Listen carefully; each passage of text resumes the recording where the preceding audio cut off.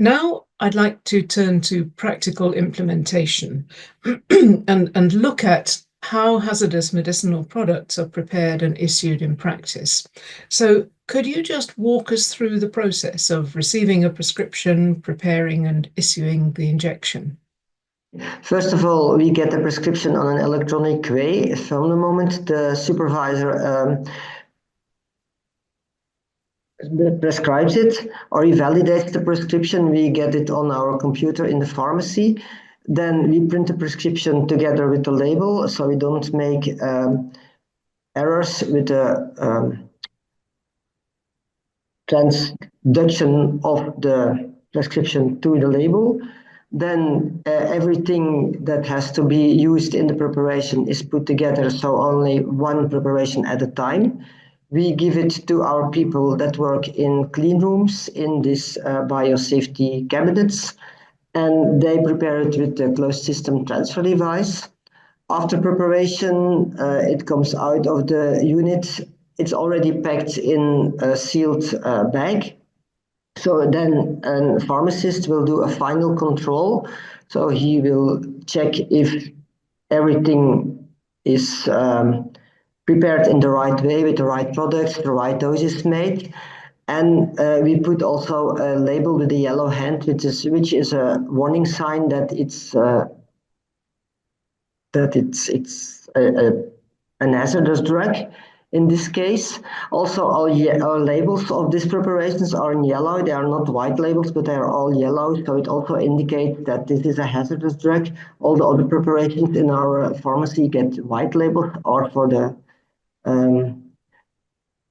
or some of them red labels, but for the hazardous drugs, it's always yellow. Then it's delivered to the ward or we do it with a pneumatic tube system for our day care hospitals and some other wards that are on a long distance of the pharmacy. For the other ones, it goes with a transporter in closed boxes, which are also leak-proof. So as I already told, the infusion is also packed in a leak-proof bag. And it also contains a barcode, the label, so when we release it in the pharmacy or when it's given to the patient, everything is scanned so we can follow the whole trajectory of this preparation throughout its from the prescription to its given to the patient. And we also have some procedures for cleaning after we prepared all these things in our cabinets, and also what to do in case of a spill. Could I just check? Did you say that compounded products are packed in a sealed bag before it is sent to a ward? Yes. We make the preparation, and it's the same for like injections, but also if we have to make tablets or syrups with hazardous drugs. So we pack it like in a infusion bag or maybe in a box, even its capsules. And this one is put in an over package, which is a plastic bag, and that's sealed. So if something should happen during transport, like for instance a bag that breaks, then the content, so the fluid that comes out of the bag, stays in the outer package, so nothing comes out, and we avoid spillage throughout the transport system. That's very helpful. And now could I ask you both to give us a few tips for success, a few key points that you'd like to emphasize? It's not so easy, but I will give a few. Let us focus on the pharmacy and compounding and preparation, a little bit on the nursing side too, because the most risks are at nursing side. I would give the following tips. I would always say never disconnect a system. Dus if you work with a system with a needle, with a vial or with an infusion bag in compounding preparation, or when you have to give an infusion at nursing, never disconnect any system where drugs have been in. So leave it as it is.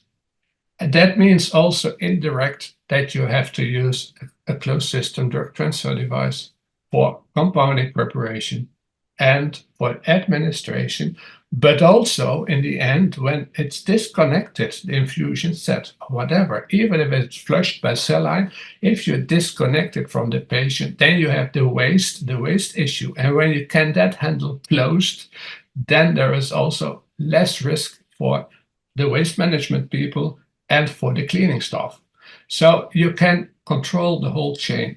That's what I think. Never disconnect and use a CSTD. That's really, really important.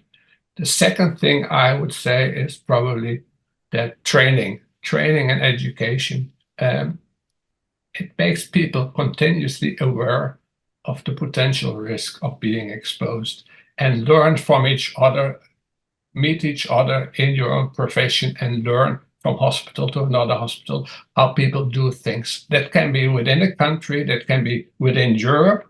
So there are several very good practices where people can learn from by meeting each other, by training, education, and going to conferences. Yes, there are some small things where you can look at, like for instance, if you can choose between ampoules and vials for your product, don't choose ampoules because you have some possibility to cut yourself or to have glass particles in your preparation. Also, for the vials themselves, choose for sleeved vials. So if something drops and the vial breaks, the product will stay contained into the sleeve and it won't spread that much as when you don't have sleeved vials. Also for the syringes, use Leuven lock syringes instead of Leuven syringes. Then your CSTD, or if you have to use needles, is locked tight to your syringe, so that's much better. Also, when you have to prepare an infusion bag with a hazardous drug, first spike the bag and fill the line with your saline or glucose, and then after that you add the drug into the bag. So when the nurse has to connect it to the patient and she spills some drops, at the moment she wants to connect the infusion line, it's not containing hazardous drugs. So you avoid spreading contamination on the ward.